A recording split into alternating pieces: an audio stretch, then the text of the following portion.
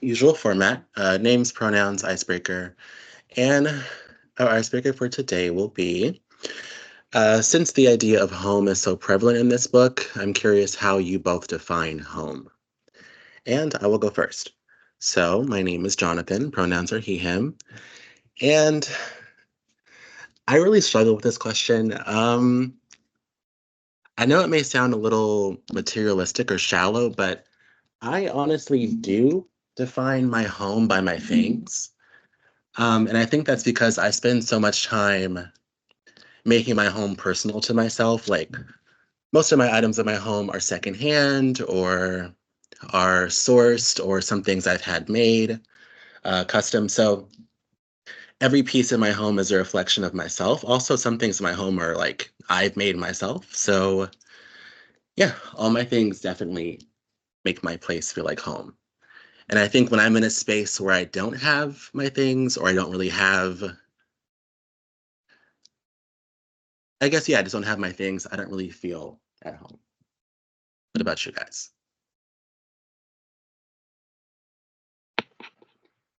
Um, I actually would say everything you just said. Not to sound too cliche or unoriginal, but I do feel very similarly that like this is one space that I've really curated for myself to be comfortable and to reflect who I am, and there's not really any other space like that. And for many of the same reasons you said, like there's a ton of stuff here that I've made or that I've had made or that's like specific to me or to the space, and that makes me feel um, very comfortable and very much at home.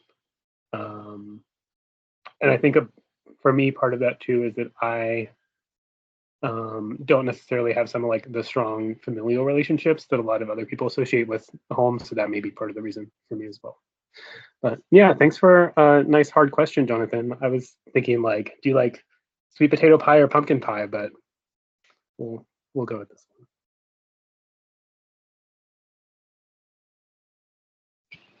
So my name is Devante. I use he, him pronouns. So I think for me, home is having a sense of security and belonging.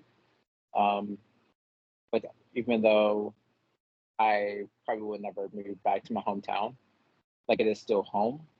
And when I went away for college, it took a while, but I did feel like I had a sense of home. Like I had a reason for being there. Made different connections there. And then once I moved to Baltimore, again, even though it's not all the way home, just again having like very close friendships and being close to family, um, again makes me feel home. So I guess I feel like I have like three different homes, but um, all three locations give me a sense of belonging and security. I really like that. Okay, so I will ask the question, how did you both feel about this month's book, Johnny Appleseed by Joshua Whitehead?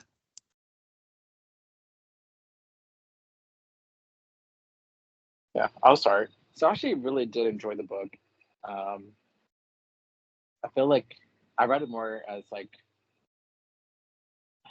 an insightful way of understanding what life on the reservation would be as a gay man, which I guess I never knew that I needed to know this, but kind of seeing the perspective from Johnny was really eye opening, and I just love the narrative that he was creating.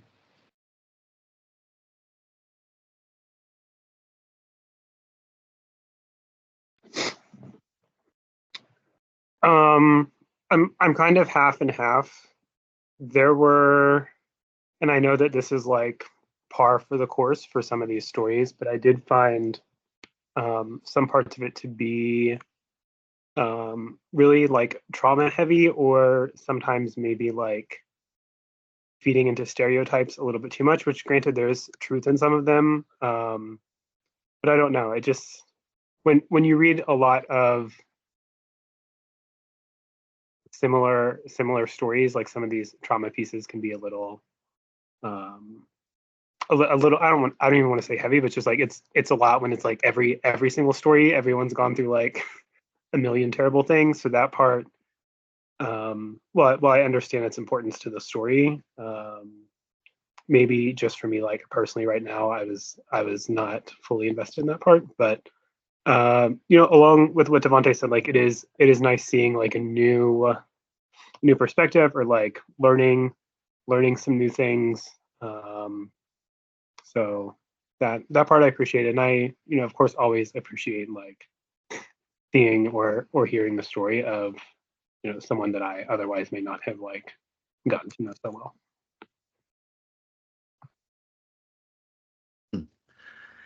I think I'm on the opposite end of the spectrum. I gotta be honest, I didn't really like this book. There were some things I did appreciate, some things I did like, sure, but overall, I wasn't really into it. Honestly, I think it wasn't until the last maybe five chapters, that I was finally able to like the main character of Johnny, but also like the story itself. Um, I was really craving a lot more emotion. I was craving a lot more depth, and I feel like throughout majority of the book, we just kind of spend time with Johnny just doing the same things over and over again. And sure, I can appreciate the author using that as a tactic to show us just how monotonous and, I guess, depressing Johnny's life is after he left the reservation. I just don't think that makes for a very interesting read, at least not in my perspective. And in the last five chapters, we finally get a chance to have these characters have an open and honest and emotional conversation, as opposed to for the rest of the book, they are either avoiding the difficult conversations or they're masking their emotions with humor or sex. Um, so, yeah. But it's fine, I guess. And again, I like Michael said, I do like reading different perspectives, and I was happy to get a book that focus on a two-spirit Indigenous character. I feel like that's not a perspective I see very often. And similar to the author's afterword when the book is over, um, this book is kind of a test that two-spirit people still exist today. And I feel like oftentimes they can at least seem forgotten in Indigenous culture. So I can also appreciate that. Now, let's talk about what I would consider our two main characters and then kind of our side character, starting with Johnny. General thoughts on Johnny.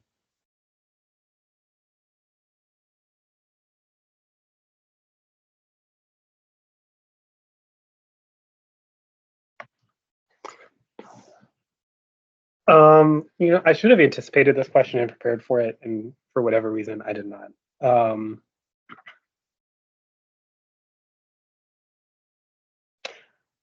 I don't, to allude to some of what you just said, I think one of the big issues for me with Johnny is this whole thing with TS, and sort of like you mentioned, like not some of these things like not being resolved until like the very end of the book, or just being masked with like humor and sex, which like as someone who sometimes does those things, like yes, I get it, but um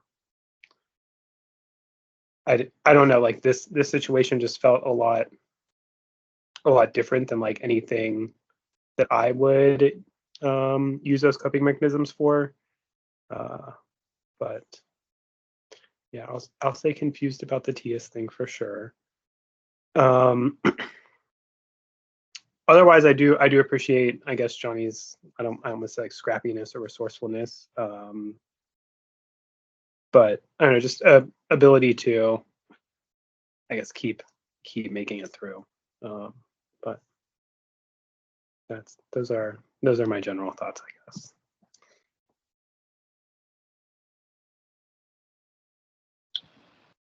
Yeah, so I guess before I even say anything about John, well, I guess because the book centered around him, I feel like this whole book was a lot happening, while also not much really happening. And I feel like, yeah, I agree in terms of Johnny kind of being very monotonous and doing the same things. I get the sense like he's just a very conflicted, but also very sure person.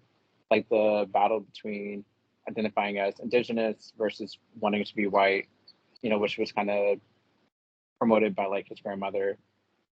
while also being, experiencing homophobia at a very young age, while also being very sure about his sexuality and just kind of using both of these conflicting identities in terms of being accepted for his identity and using it for financial benefits and to survive.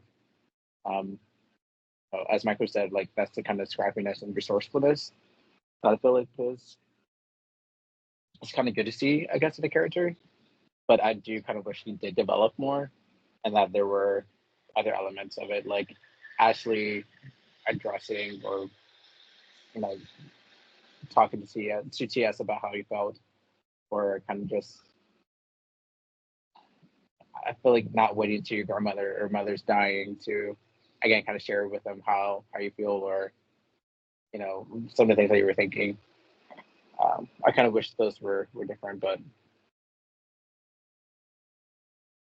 yeah, I just feel like he's a very conflicted individual while also still being very sure of himself.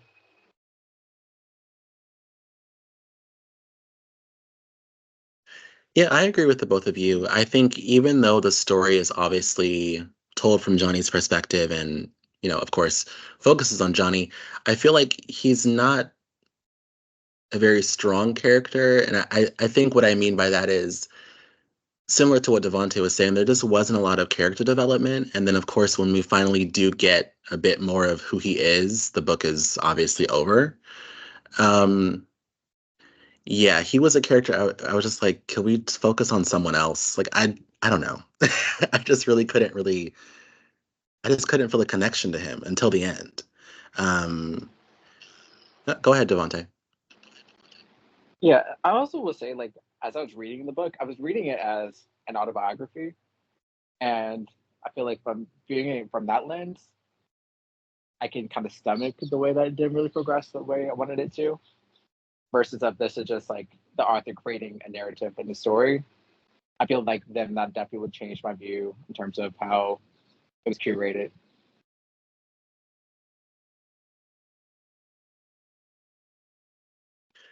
Okay, and let's talk about Johnny's kokum. What do we think of his kokum?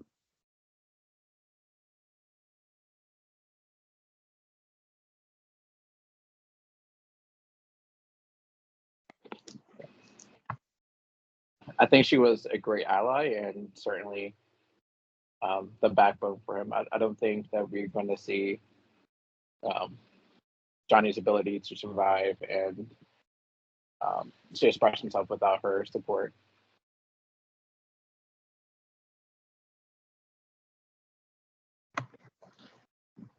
Yeah, I I agree with the ally part. Um, and there are some parts of this where you're very much like, oh, she's like looking out, she wants the best for Johnny.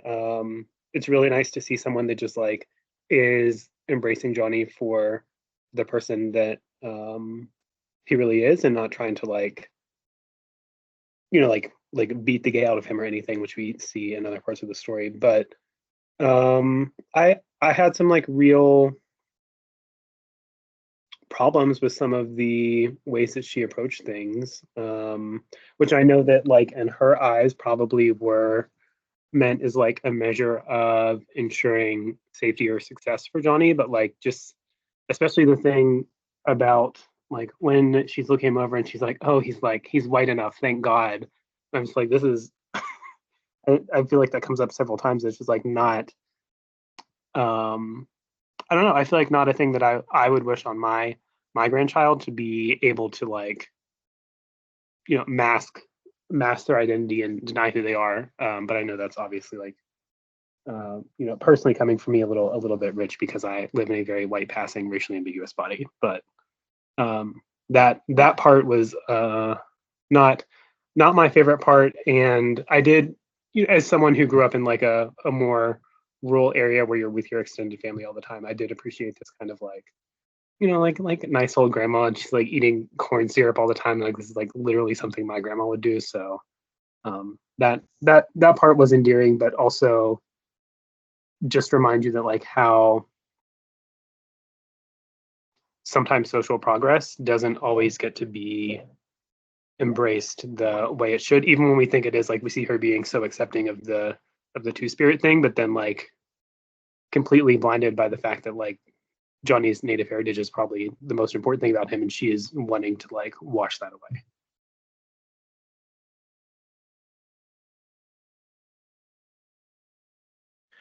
Yeah, I really enjoyed Johnny's Kokum.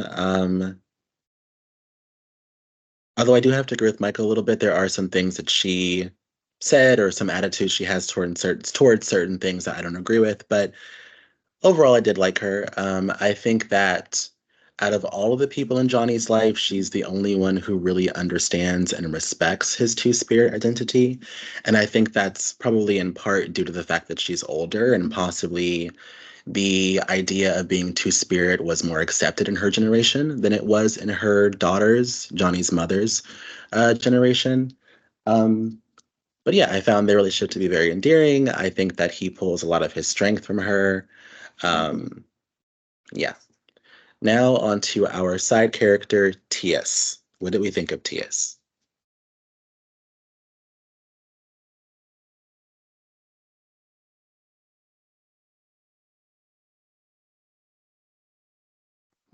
Um, I think he's a little bit troubled. I don't know. I don't really like the whole thing of like balancing between Johnny and Jordan. Is that her name? I don't know why I keep thinking Jasmine. I don't know. Like the going between them is kind of like weird to me, and avoiding it the whole time I didn't really appreciate, and that for whatever reason just like sticks with me more than anything else about him, even though I don't really want it to. And I didn't really like that very much. Um, that's my initial reaction, even though it's really only centered around one aspect or relationship of TS in the book.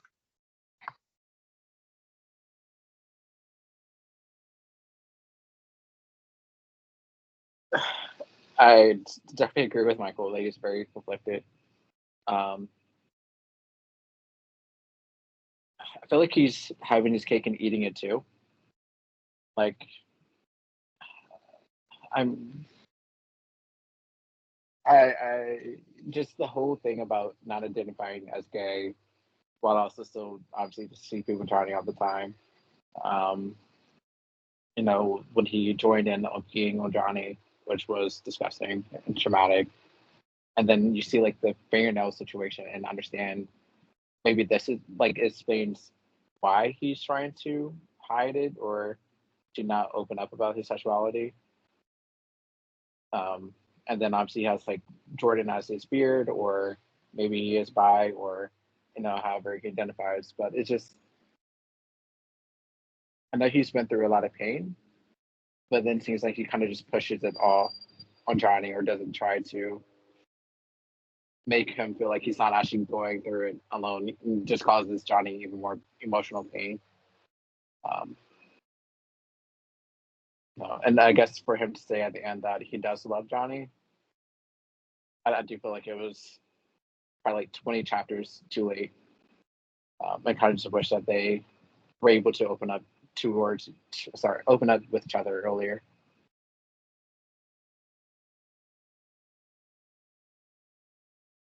Yeah, to agree with you too, I do think that Tias can definitely feel conflicting at times. Uh, in some ways, I understood him. I think that the moment of the neighborhood boys peeing on Johnny and then, of course, Tias joining in, I think that just totally encompasses why he doesn't want to admit to his potential bisexuality or, whatever, because he sees just how difficult it is for Johnny. And I can understand how that could be scary. Um, the notion of coming out and then realizing I might just have the same bleak life that Johnny has. Um, so I understood him there.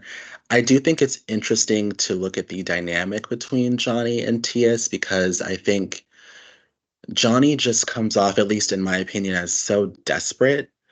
Um, because it's very clear throughout their adult, sexual relationship that Tias has a girlfriend who Johnny later becomes friends with. But Johnny is just so surprised when time and time again Tias chooses Jordan over him, which I think is probably reminiscent of a lot of relationships between openly gay men and closeted men. But I don't know, I just found it so strange that he's able to be so realistic about everything else in his life. But when it comes to Tias, he just can't see the relationship for what it really is. Um, okay, now let's talk No, about. Go ahead. Oh, sorry if I'm interrupting with a question. Maybe we'll answer later. Do you guys think it's weird that Johnny essentially like catfished TS and then is just like fine? I would have expected more of like a, I don't know, more more like animosity or disconnect from that, and not them like just, oh, it's fine, we're sleeping together, just pretend like I'm this girl that you were talking to online.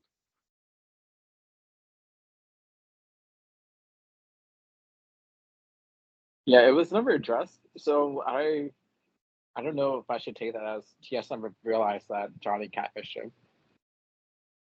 Because I think if he does, and he does kind of just went along with it, then Yeah, I I don't I know may be if that could misremembering, but change it. I was pretty sure there was a part where Johnny told TS like, call me Lucia, I'm still her and I'm still Johnny, or something along those lines. But I could be not recollecting. But yeah, it was so weird to me, and then I feel like it was never addressed. And I would not proceed the way these characters proceeded if that happened to me.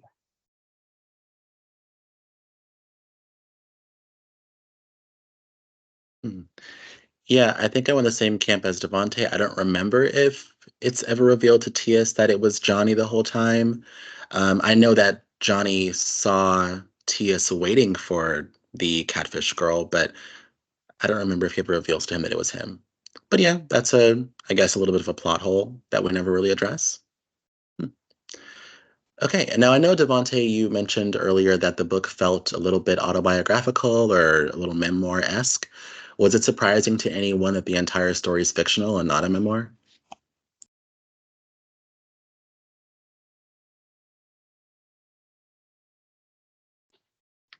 It's I I think I already knew that when I was going into it, so I didn't um like have any sort of expectation that it was more biographical. But if I did and then found out that it was fiction, I would just be really curious about some of the, well, and I am anyway curious about some of the choices uh, for for the characters in general, especially for Johnny and TS. But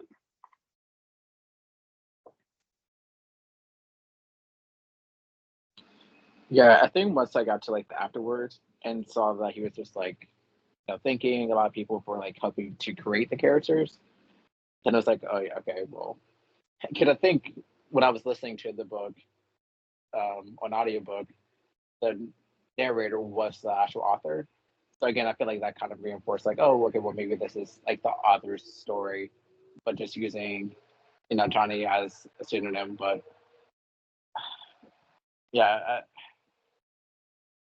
I feel like the fact that he didn't create a better and more clear story, some of the decisions and choices by the characters, yeah, it definitely does kind of like in a negative way impact the way I saw this or read the book.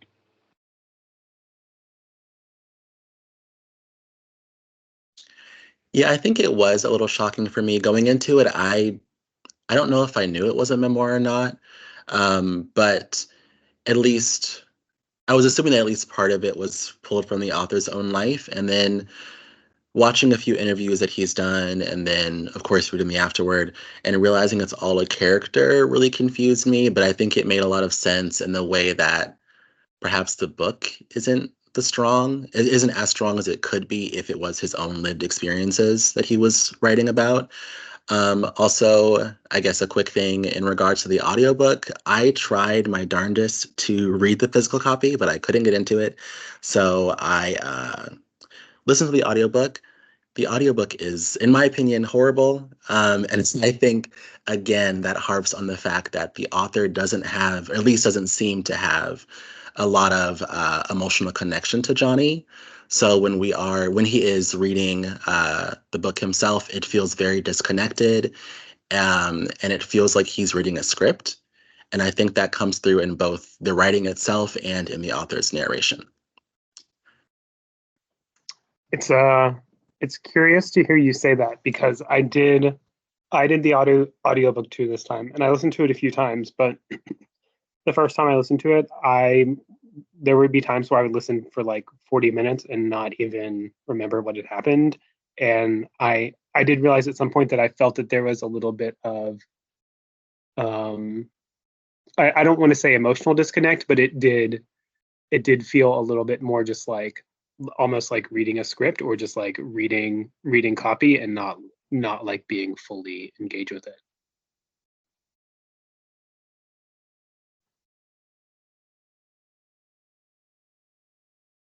Yeah, no, I definitely agree with that because again, I felt like there were moments of nothing really happening, and then something traumatic happening, and then kind of just blowing past it and not really, you know, reading into like the emotional aspect of it.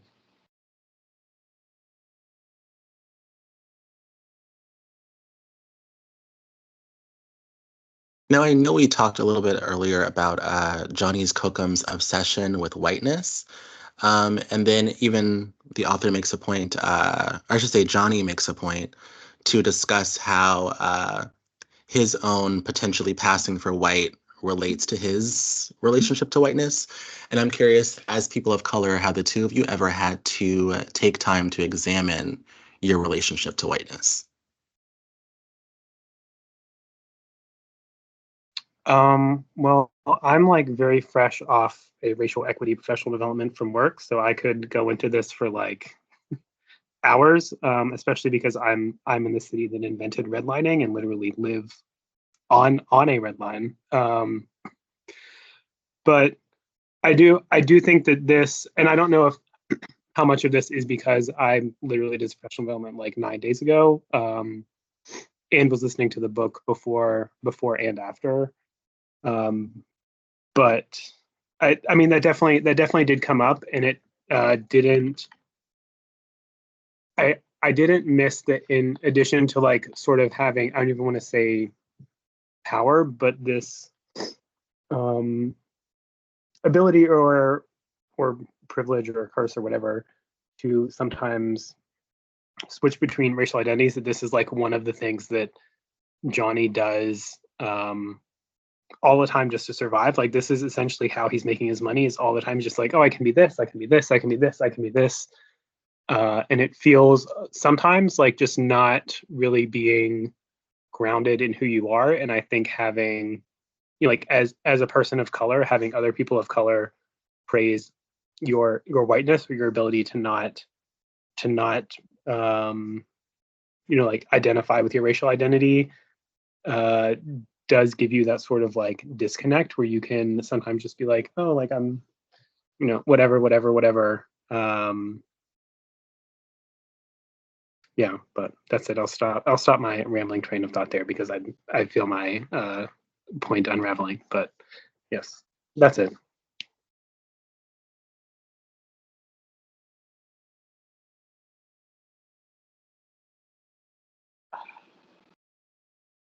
Mhm.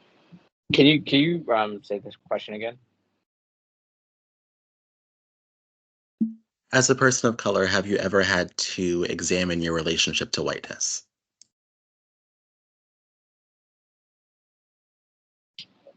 I feel like at times when I may have to like code switch, um, I feel like there are moments of like ask myself, why am I doing this? Like I feel like I don't have to try to sound a certain way or use a certain vocabulary to get a point across to feel heard.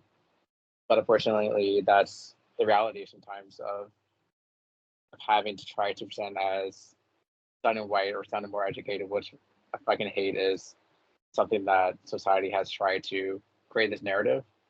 Um, as someone that is dark skinned, um, it,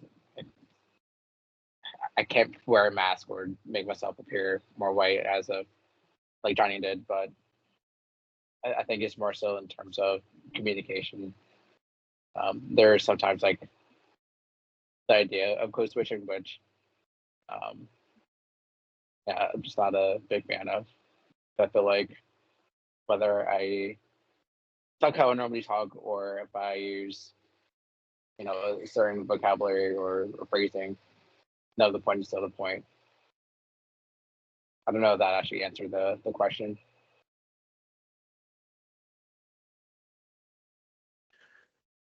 Yeah, I think it wasn't until my adult life that I really began to examine my relationship to whiteness, or even realize I had one. Growing up, I'm thinking of all the kids' programs I watched. I'm thinking of all the books we read in school, books I read on my own time for fun, usually revolved around white characters and, white, I guess, things that happened to white people. And I didn't really realize until I became an adult just how much that was warping the way I viewed myself. Um, so, yeah, in some ways, I guess I could relate to some things that Johnny's Kokum felt about whiteness. I think when I was young, I had similar beliefs, but as I became an adult, I began to, of course, get out of that.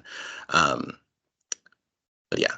That's definitely an interesting thing, watching an older person have a similar uh, a similar viewpoint of her own racial identity, but also her grandchild's, to the point to where she's happy that he's essentially white passing. Um, now, Can I go ask a ahead, quick question? About go for it. I know the answer for Devontae, but for you, Jonathan, did you grow up in an area that is primarily people of color or people of your racial identity or primarily white people? Well, I grew up around predominantly people of color. Most of my schools, all the way until college, were predominantly Black and brown people. But most of the educators were white. Um, I don't think it was until I got in high school that I actually had like teachers of color and queer teachers, or at least that I knew were queer.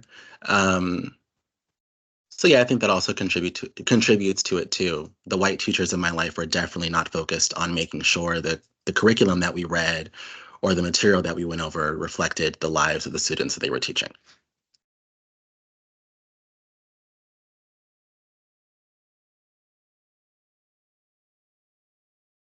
Now, I'm curious, as a person of color, can you relate to Johnny's constant feeling of being fetishized by his white sexual partners?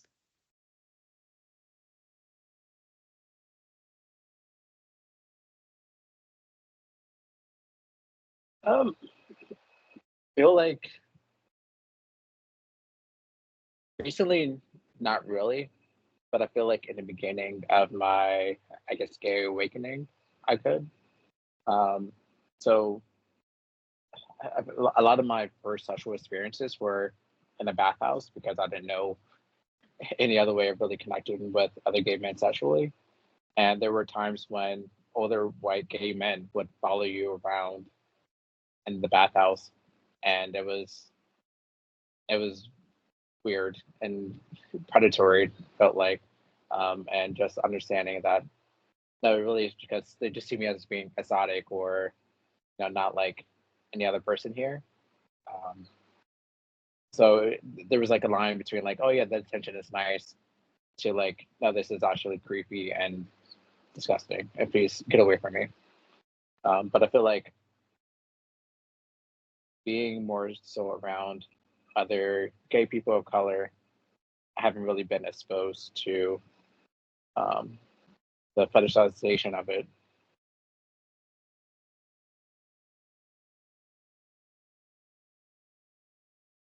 Yeah. Um, all of my like coming of age experiences did happen in like a very white area. Um, so like unfortunately, like yes, of course, but more in the sense of being fetishized for things that I'm not, which I don't know if that's better better or worse.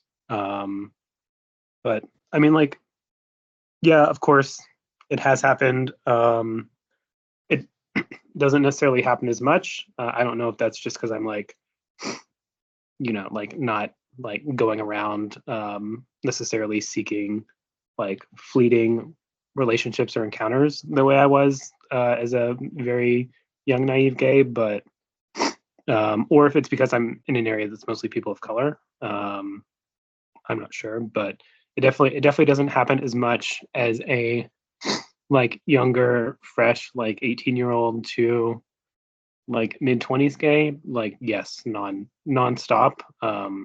To the point where like sometimes I would just have to like put a disclaimer like if you think I'm like this or this, you're expecting this or this, like not not happening or not me. But yeah, and I will just put one additional note on the side of that I feel like I was conditioned just sort of um like accept that and like be okay with it and realize that like, oh, this is like gonna happen, just like deal with it and be done with it. But I don't think the same really happens in reverse as much. Like I don't think as much that people are like, oh, like I just like I don't know that white people are being fetishized in the same way.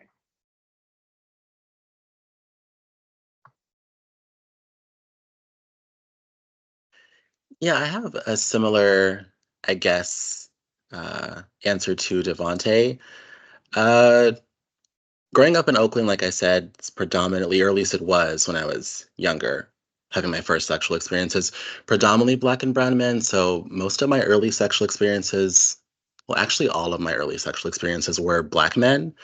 And there's a famous bathhouse in Berkeley, not too far from where I live, that I used to frequent when I turned 18. And again, that was mostly Black and brown men. So I didn't really encounter fetishization until I went to college and I left Oakland and got around white men more often. And then once I did, yes, I experienced all of the things. Um, to the point to where it kind of makes me wary of when white men try to flirt with me or approach me. Um, so yes, I could definitely relate to what Johnny experienced.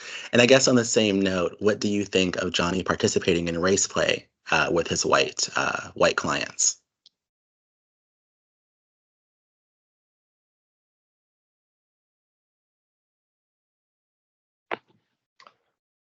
Um, I don't know, to be honest. And this is like I thought about this quite a lot. And there's another part too where someone is like essentially calling him a dog, and then he's like, "Oh, okay, cool. Now I can also be a dog." Um, and I don't know where the line is between like a fetish or something that you like really explore as a means of like sexual fulfillment and something that is like truly harmful, whether or not you realize it, or something that is perpetuating hate in other people, whether or not you realize it. And I didn't get a good sense of that from the book, so some of it did feel kind of like icky or inappropriate at times. The dog thing really just rubbed me in the wrong way too. I don't know why, but uh, yeah, I'm like I don't want to say half and half, but I am kind of like on the fence because I know that for some people, some of these things can be like like a real source of fulfillment, but at the same time, when it is grounded in like um hate or in like intentional degradation in a way that's like not that goes beyond like the experience of what it is, that is really hard to reconcile and not something that I'm able to like process and have a I don't want to say process and have like a meaningful conclusion on, but like I don't know. I don't know what to think about it. Maybe because I've not put myself in that situation.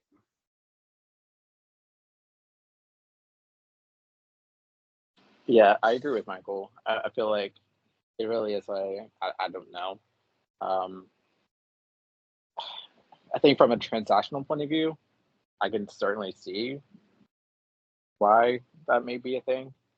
Um, but I think put myself in Johnny's shoes, like could I see myself doing it? And I don't think I could.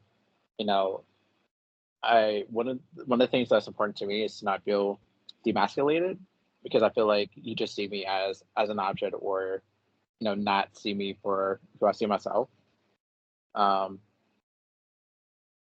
versus sorry, I just got distracted. Um, so like if I know I don't want to be demasculated, I can't imagine like losing like my blackness or kind of being used to degrade me because of my blackness. Um, so that's why I'm just like, yeah, maybe for like the sake of money, sure, but at least for me personally, I don't think money could ever replace or supplement the value I have in my own identity.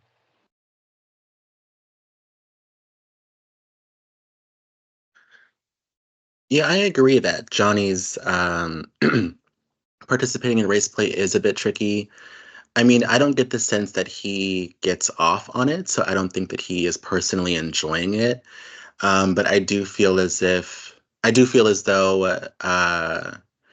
in sex work, I think it's just one of those things that a lot of sex workers of color just kind of give into, because I think on some level, being a sex worker, you have to understand that most of your clients are likely going to be white people. And if they're seeking out a person of a certain ethnic background, it's oftentimes because they want you to play into some sort of stereotype or some sort of racial character. And I think if you actually want to make money, at some point you have to be willing to do that. Um, so while, of course, yes, all of the race play stuff grossed me out, I can't really hold it against Johnny. Um, so yeah, it's definitely conflicting.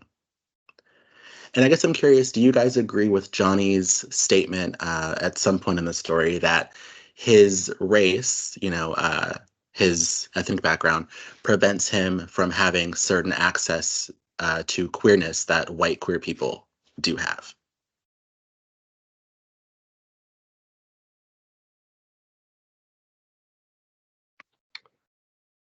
Um, I think it makes entry or discovery of some of those spaces a little bit different, but I don't necessarily know that I agree so much with Johnny, especially because he comes from a culture that has such a rich history of embracing queer people, even if it may not be the case in like some of his present company or like current generations. I mean, it has been there for hundreds of years in Native communities. So I don't know that I necessarily agree that he has like less acceptance because of his heritage, but I would agree that he maybe has like reduced access or entry into some of these like more um I don't want to say popular, just like more accessible, more open, like queer spaces because of that, especially if he's like more West Coast in some of the areas that I think we see in the book. But yeah.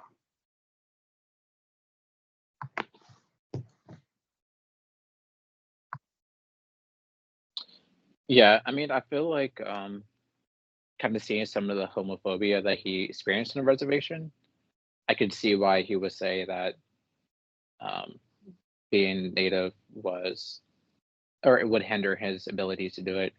Um, and then I guess when he does leave the reservation, and then he's exposed to more, white gays, and then it's kind of fetishized about it.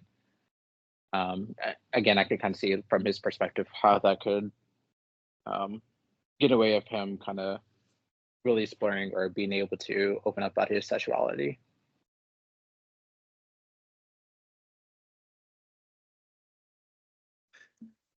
I think I do agree with Johnny. I mean, similar to his experience in the book, I'm thinking to my own experiences, and I'm just thinking of how many queer spaces are definitely white centered, usually created by and created with white queer people in mind.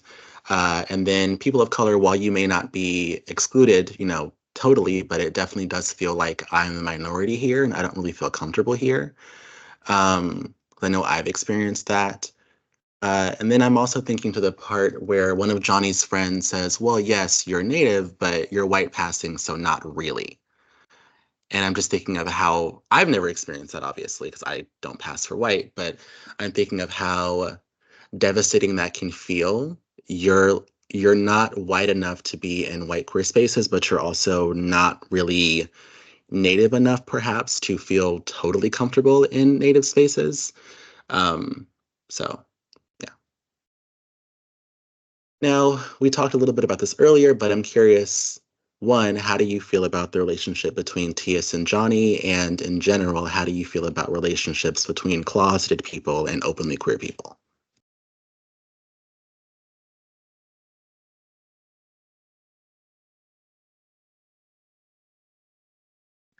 I kind of wish the relationship between Johnny and TS um, developed faster.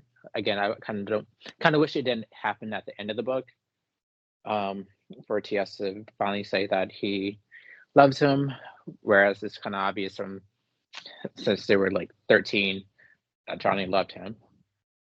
Um, I think in terms of opening gay versus dating someone that's like DL or closeted, I don't think I could ever do that.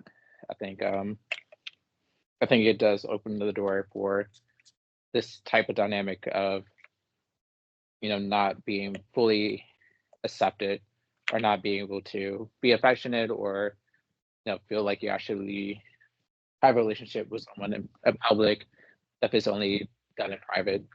Um, so I don't think I personally could do it. Um,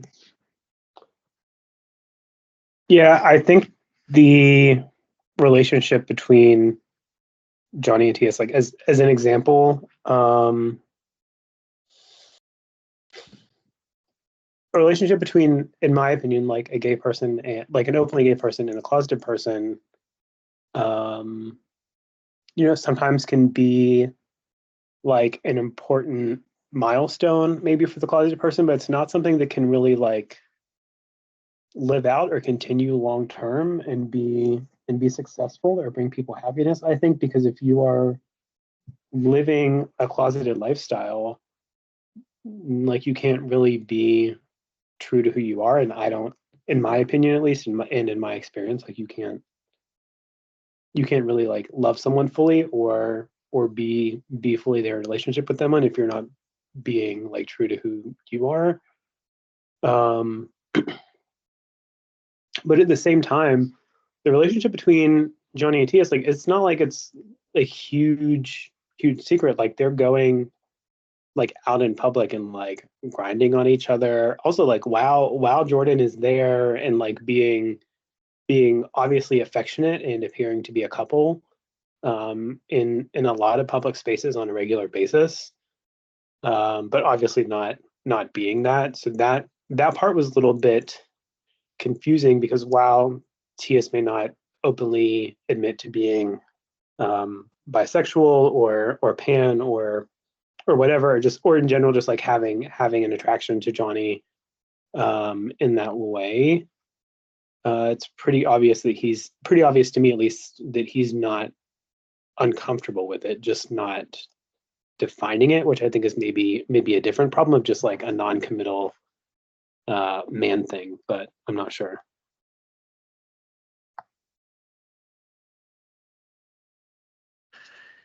Yeah, along with my own question of how I feel about Johnny and Tia's relationship, I guess I'm questioning now, did they have a relationship? It definitely felt, at least from Tias's perspective, more sexual than romantic or emotional. And I believe it was Devontae has mentioned a couple of times the moment where Tias finally says, I love you to Johnny. I'm curious, did he mean I'm in love with you or like I love you like as a person? For me, I don't believe he meant I'm in love with you. Um, I just didn't really get the sense that he was ever in love with Johnny.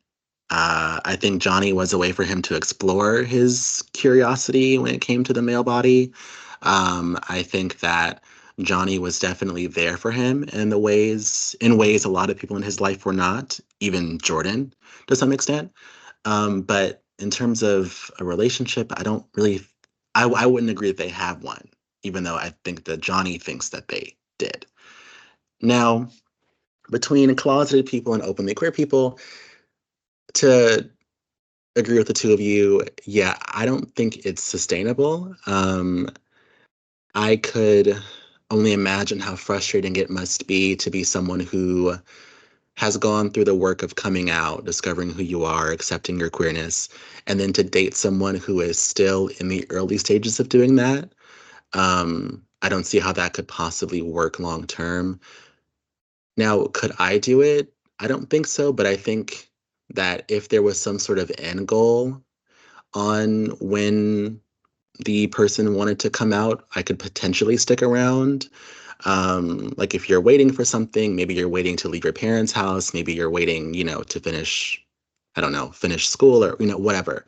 I could potentially, kind of tough it out. But I think if it's a long-term thing where you don't want to come out, or in TS's case, you don't even really believe you're queer or are willing to admit that you're queer, I definitely could not do that. Um, and I guess a bit of a messier question, do you think it's possible for two friends to have sex and remain just friends?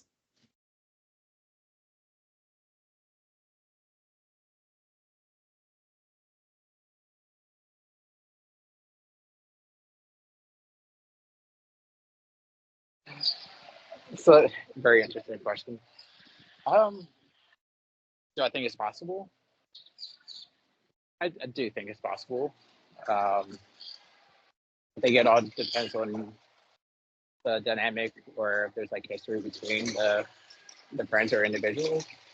Um, and I guess like the emotional weight that comes along with um, being in a sexual relationship. Um, yeah, I'll also just say that it depends on the person and the connection and the history.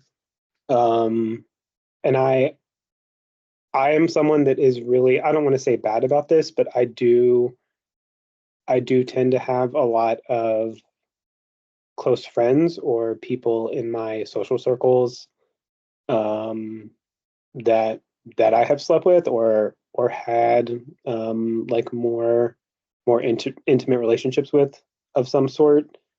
Um, and it really is just like a situation by situation kind of thing. But I also think for me that I really guard very closely like who I let into that space. So sometimes it's not so much of a problem because I already know that if I'm letting someone into that space that they're, like number one, someone I trust a lot, but also two, someone that I find um, a lot of value in and benefit in, both like as a person and as a friend. So it's tricky. I think I also will say I think if you ask straight people this question, the answer is no. I think if you ask queer people this question, the answer is almost always going to be like yes or it depends.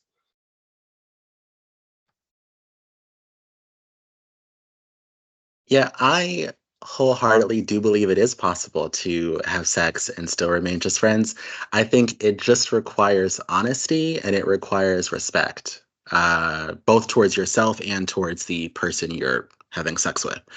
I think if you're not honest, what can happen, just like what happened with Johnny and Tias, Johnny had feelings for Tias way before sex was introduced. And I think he thought maybe if we have sex, I can get over these things, or, they won't develop further. But like we see what happens. Johnny develops feelings for Tias, and I don't believe that Tias does for Johnny. And I think that happens oftentimes in friendships where sex is introduced. There's already on one side a deeper desire or longing, and then the sex will only make it worse. And then, unfortunately, just like what happens with Johnny and Tias, when the sex ends, now that Johnny's feelings are all wrapped up in Tias, our friendship is also over. Um, so yeah, I think it's possible, but I think it takes maturity that a lot of people just don't have, unfortunately. Um, and it's funny that Michael mentioned that, because I'm thinking, yeah, a lot of queer people, they their friend groups, oftentimes they've already slept with like half of their friend group. And that's just kind of what comes with being queer sometimes for some people. But I think with straight people, it's an obvious no. That's funny. And I know Johnny at one point says, it's funny how in Indian, I love you sounds more like I'm in pain with you. Do you think that that shows up in the relationship between Johnny and Tias at all?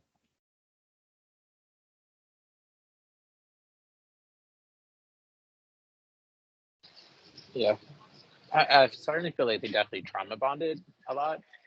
Um, I think Johnny was probably latching on to the fact that he could see how TS has experienced homophobia. Like he was obviously there when the stepdad clipped off his nails.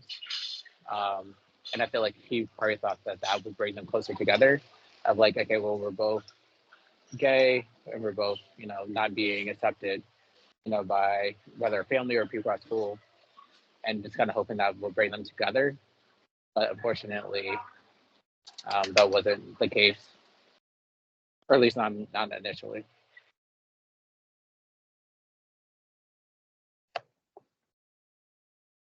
Yeah, I'll agree that I feel like a lot of their relationship is sort of like built on some trauma bonds, which can feel really good, like in the moment, to be like making those connections and having someone that like shares those experiences. But I mean, in the end, that's like not always healthy. Um, Actually, do you mind repeating the question, Jonathan, as I ramble in my head and forget what I'm even answering? Sorry. Johnny at one point says, it's funny how in Indian I love you sounds more like I'm in pain with you. How do you think that shows up in the relationship between Johnny and Tias? Oh, yes. Thank you. And actually, this part did in the book did stand out to me. And I was curious, at least because in the audiobook, they, I, I was expecting that we would get some sort of like, I don't know, translation or something. But even then, I don't know if that would make sense, because just because someone is native doesn't mean they're from the same tribe or speak the same dialect as someone else. So um, that part I was a little bit confused about. If it was like an actual thing, like does it sound like saying I'm in pain with you, or does it just feel otherwise? But I'll attribute part of this to what I noticed in the book, and in writings from some other like similar authors. Tommy Pico is one that I'm very very fond of. Actually gets an acknowledgement in the end. I didn't realize, but another queer like indigenous writer and poet who's written some similar things. But um, you definitely see a lot this theme of like in native culture, that sometimes like what appears as a positive thing is really meant to be like a healing thing or something to like mask pain. And it's so much of that at this point in time is just kind of like, oh, like we once were like this kind of like really great thing, and now we're just kind of like stuck here on this like settled land with our penance. um and it's kind of bleak, but it does in my experience come up a lot, and that's what I got from that piece. And I do see that, and sometimes reflected in the relationship between Johnny and Tias. Like there's just an innate sense of hopelessness in some of the things that they do, and even if they don't say it, just the way that we get the story sometime, or the way that their relationship is. And I keep saying relationship not to mean like romantic relationship, just the dynamic between the two of them is outlined in the way it's written. So I mean, like I do think so. I don't know if I have any like really specific examples, but I am thinking of probably there's this one scene where they go out together, and like there are points where like Jordan goes away, and then you get to see like a nice cute moment between Johnny and Tias, and then Jordan comes back, and then Tias is like all Jordan, and then Johnny's kind of like by himself, and then like Jordan goes away, and then it's like the two of them are like getting to be cute together again, and then like she comes back, and then like Tias is gone, and then Johnny is like drunk on the street by himself, lost. So like yes, yes.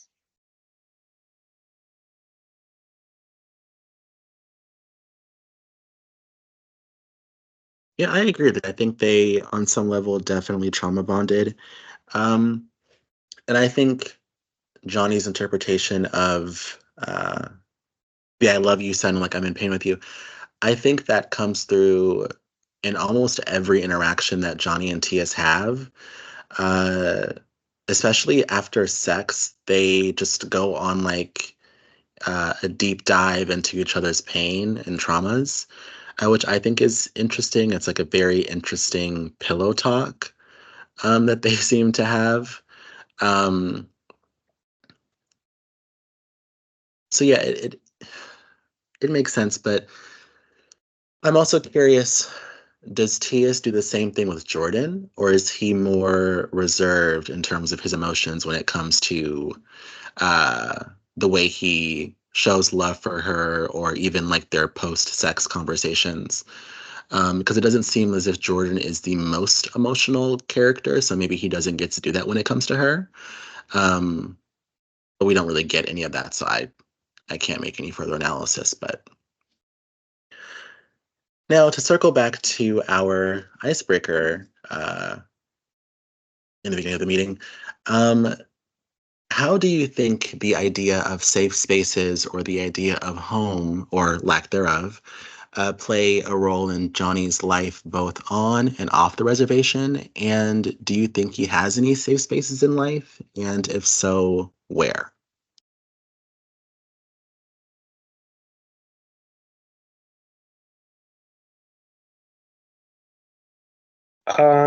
I'll say that I definitely thought that work was a safe space for Johnny, um, which feels a little bit counterintuitive because he's constantly like being in these situations that I would perceive as like not safe, like having to do like race play and succumb to other people's needs and wants that may sometimes be a little violent or aggressive or hateful. Um, but that even during all that, it really was like a way for Johnny to embrace his identity and feel empowered to be whoever he wanted to be. So that to me did stand out as like a safe space.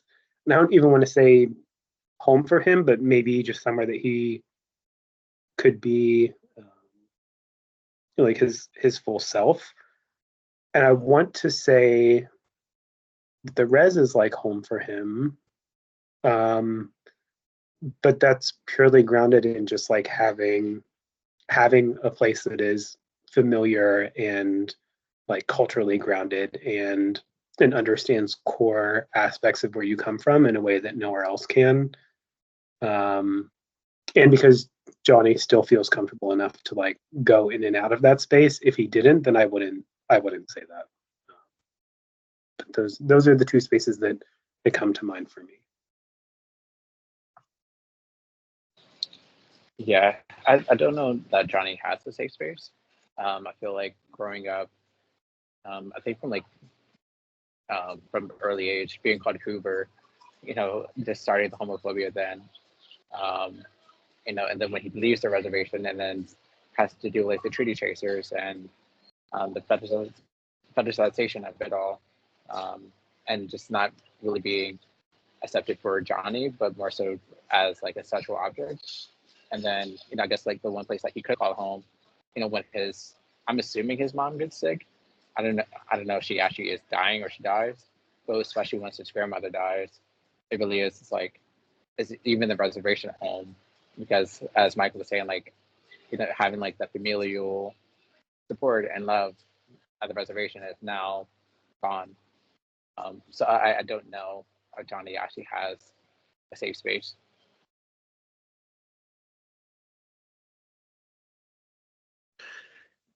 Yeah, when I think of Johnny's safe spaces, I don't know if I think of an actual physical space. I think more so of his kokum. I think she is his safe space. She fully accepts him for who he is. She doesn't seem to judge him. She also protects him several times from abuse. I think of his relationship with his stepfather, is it Roger, I think? Um, his mother kind of throws him to the wolves in terms of the ways that she lets Roger treat him, but his grandmother protects him. Um, so I think his only safe space is her. Although I do think it's interesting, Michael, that you brought up his safe space might be his sex work. I didn't think of that, but I do think the fact that Johnny is able to lose himself in these different characters, as he calls them, while he does his cam shows, I think that feels safe. It allows him to escape his reality and be someone else, even for a 20-minute Skype session or whatever, however he does his cam shows. Um, so that's interesting. I would have never thought of that, but yeah. So how do we think? Oh, I'm sorry. What do we think is next for Johnny after the book ends?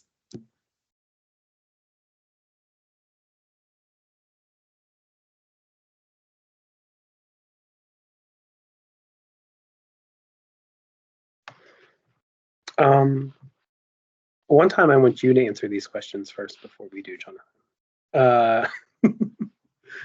I'm not sure. I don't know that I really considered what might be next for Jonathan after, or sorry, not Jonathan, Johnny after the book ends. I don't know. I would imagine that Johnny feels safer or more secure, like back in an urban area, and ends up there. I don't know. I didn't. Yeah, maybe not. I'm not sure. I didn't really think about this, and I'm now having a lot of like conflicted potential possibilities. Yeah, I also don't know. Um, uh, I know he's young, but unfortunately, with Sussworth, there may be like an expiration date in terms of how long he can realistically do it, and there doesn't seem to be like any semblance of anything that he could do as a backup plan. Um, so and now that TS has the baby, like I don't know if that means that they're going to see each other less. So I really actually don't know what happens next for Johnny, and I don't think that he knows what's next for him either. With his family dying or getting sick, or whatever the case is, again with his mom, which it was very unclear. It really is a world of uncertainty. Like he didn't make it in Quebec. Life on the reservation is pretty shitty, and he doesn't have any family. And the one person he loved is now baby daddy to Jordan. So a lot of question marks.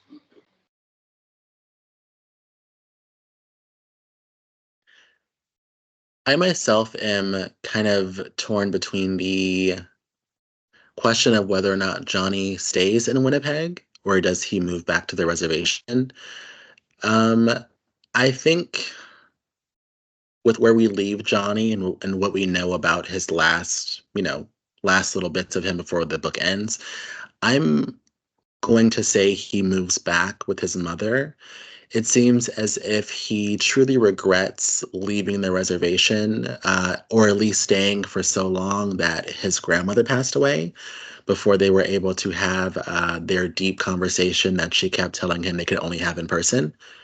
And then since he's able to recognize that his mother, like Devonte said, I'm not sure if she's sick or if, what's going on with her, but it does seem as if he's able to recognize he doesn't have too much time left with her. I think that now he realizes just how important it is to be with the people that are important to you and how important it is to have the uncomfortable conversations, like at the end he does with his mother. Um, so I see him moving back and I see him spending her final days with Johnny. Yeah. Now I guess I'm curious. Well, in my mind, this book definitely feels more character focused than plot focused. And I know we've read a couple of books like that in the past. I'm thinking back to our discussion of Confessions of a Mask. It's a very similar thing, more character focused and plot focused. I'm curious, how do you two feel about reading books that are more character focused?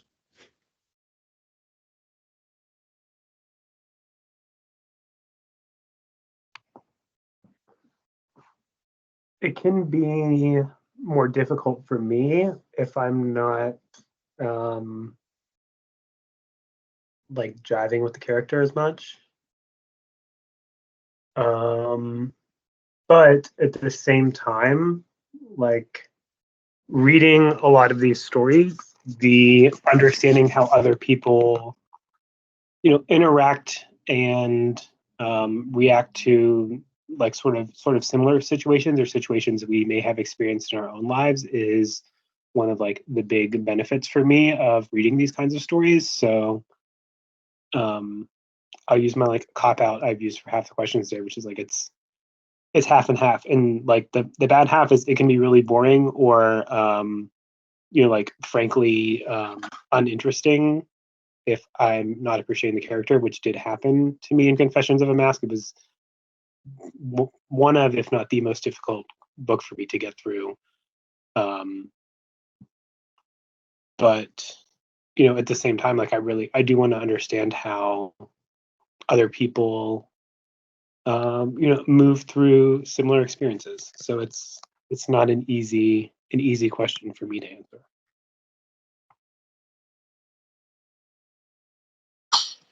Yeah, I agree with Michael. I feel like it depends on if there's a good connection with the main character. But like if I absolutely hated Johnny, I think this book would have been very challenging to get through. Um,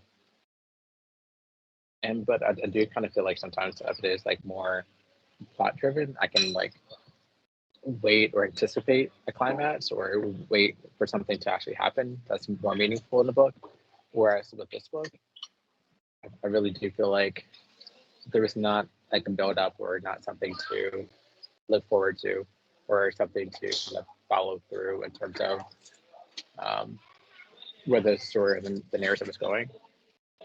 Because again, like with this book, Johnny didn't really develop as a character, so there's really not much to really follow or to anticipate or look forward to. So I think it all really depends on how interesting the main character is, and that the author is able to help us create a connection with them.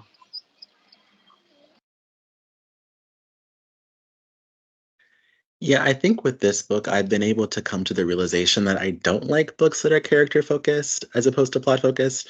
Um, like Michael said, in terms of a book being hard to get through, this book for me was the hardest. Well, not the hard. Well, yeah, I probably would say like the hardest book we've read in this club for me to get through. I've never spent a full month trying to read a book in this club, especially a book that's this short. It's only like 200 and like 50 something pages, but it took me the entire month to read it, to the point to where if I didn't have the audiobook, I wouldn't have been able to finish it. Because like Friday night, I still had like half the book left. And that doesn't happen to me. So I don't think I'm someone who likes character-focused books, especially like Devante said, when the main character is someone I don't really feel a connection to or don't like very much. Um, to kind of compare it to Confessions of a Mask a little bit, while that book has a lot of similar issues for me, I think at least with that book, the main character is interesting. He's like strange, he's odd, he's not typical. So at least he's interesting. Johnny to me felt very run of the mill, felt kind of boring. Um, so yeah, reading a book that's character focused where the main character bores me is not gonna work. But yeah. Okay. And that's all the questions I have. Before you move on, does anyone else have any questions, thoughts, comments on anything?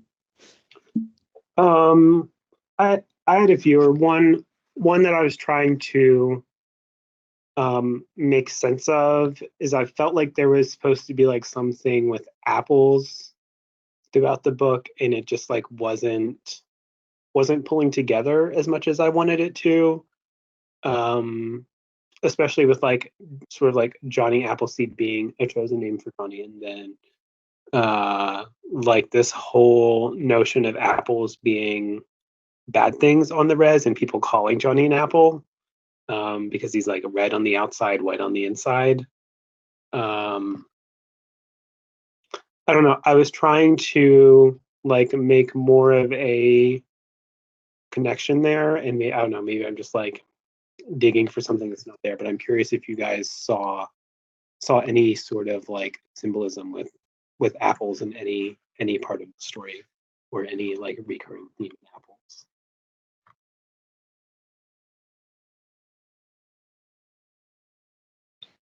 I can only think of like two instances when they mentioned apples at the camp, and his stepdad calling him a bad apple. Um, I honestly kind of forgot his last name was Appleseed. I thought they called him Johnny Appleseed because they didn't really read or feed much to that storyline. I also did not realize that Johnny's actual last name was Appleseed. I thought it was just like a joke that people made fun of him for. I also didn't really pick up on the different times where apples come up throughout the story. The title to me just made sense in relation to the original Johnny Appleseed nursery story. The point of that story is about generosity and about caring for other people. And I think that is Johnny's main thing. He gives and gives and gives, even if he gets little, even if he gets very little back.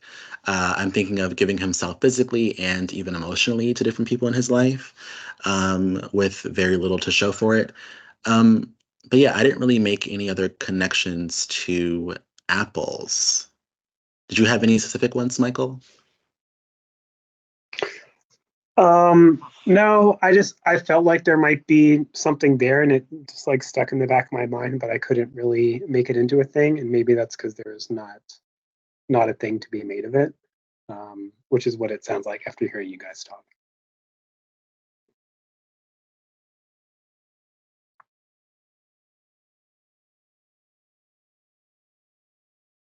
Okay. Anything else? Questions, comments, concerns?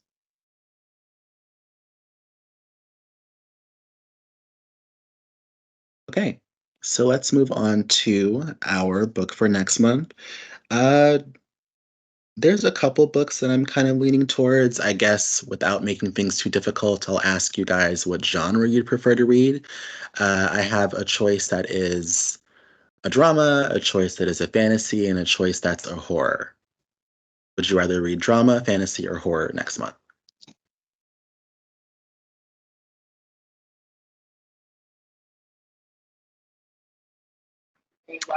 Let's say fantasy or horror, one of those two. I typically would say fantasy or horror, but to try and push myself, I'll say drama. So no, no consensus. I'm fine with any of them. So no hard feelings from me, no matter what we read. Okay. Well, usually I would say drama, but I think my heart is leaning more towards the fantasy book that I have chosen. I'll go ahead and drop a link to the description on Goodreads in the chat. Give me just a second. Oh, before I do, um, I should ask, how comfortable are you guys reading about and, of course, discussing religion? This book is very heavily religious. It's a fantasy, but it's rooted in the Bible. I'm fine with that. I'm also fine with it. Okay, cool. Just a second. Okay. Is it the Da Thanks. Vinci Code? No, God, no. It's in the chat. It's called Angels Before Man by Raphael Nicholas. I'll give you guys a chance to read the description and then let me know if you're open to reading it next month.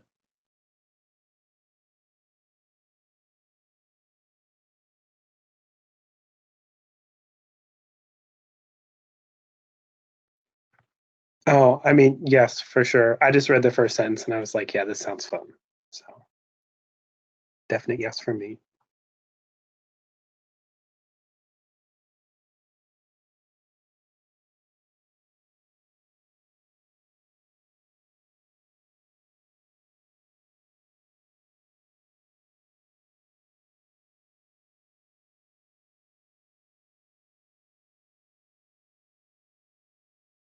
I also would say yes.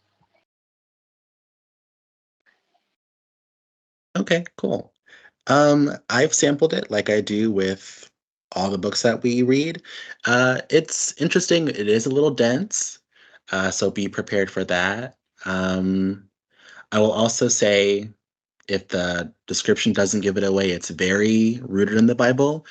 So I'm not sure where everyone's knowledge of the Bible is, but I would think you might want to do a little bit of research if you're not someone who's very familiar with Christianity, because I'm not sure if you'll be able to fully understand everything if you don't have that knowledge.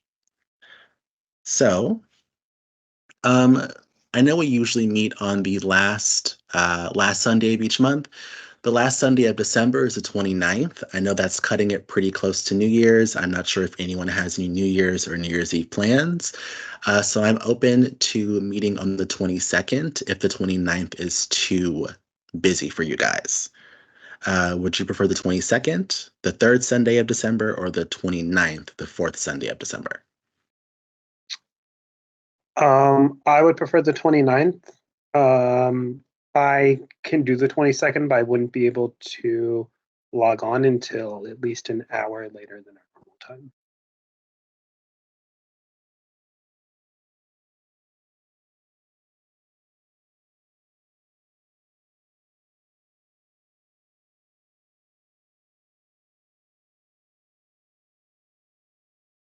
Do you have any preference there, Devontae?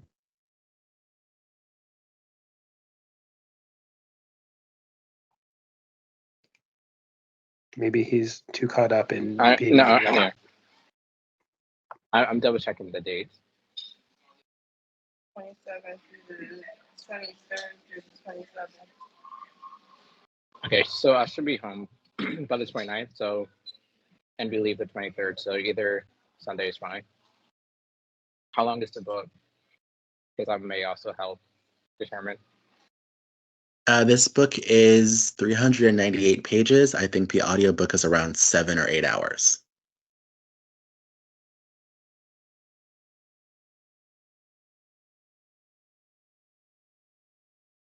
Yeah, so with that, it doesn't really matter. The 22nd and 29th is fine for me. Okay. I'd prefer the 29th, so we can do that. And Michael, remind me again, you said you need to meet an hour later on the 22nd or the 29th, just so I can set the time. The 22nd, but if we're doing 29th, then it doesn't matter. Okay, cool. So I'll keep us at 12 p.m. on the 29th. for Angels Before Man. Okay. You'll see a meeting posted in book clubs and on Discord probably in the next hour. And that is it. So hopefully I can see you guys next month. The rest of you guys have a nice day. Enjoy the rest of your day. That's what I meant. Yeah. Thank you You as too. always, Jonathan. I appreciate you taking the charge, gathering questions, doing all the research. My monthly thank you. No worries. Thank you for coming. Thank Bye-bye. you again, Jonathan. Bye. Yeah, of course. Thank you for coming.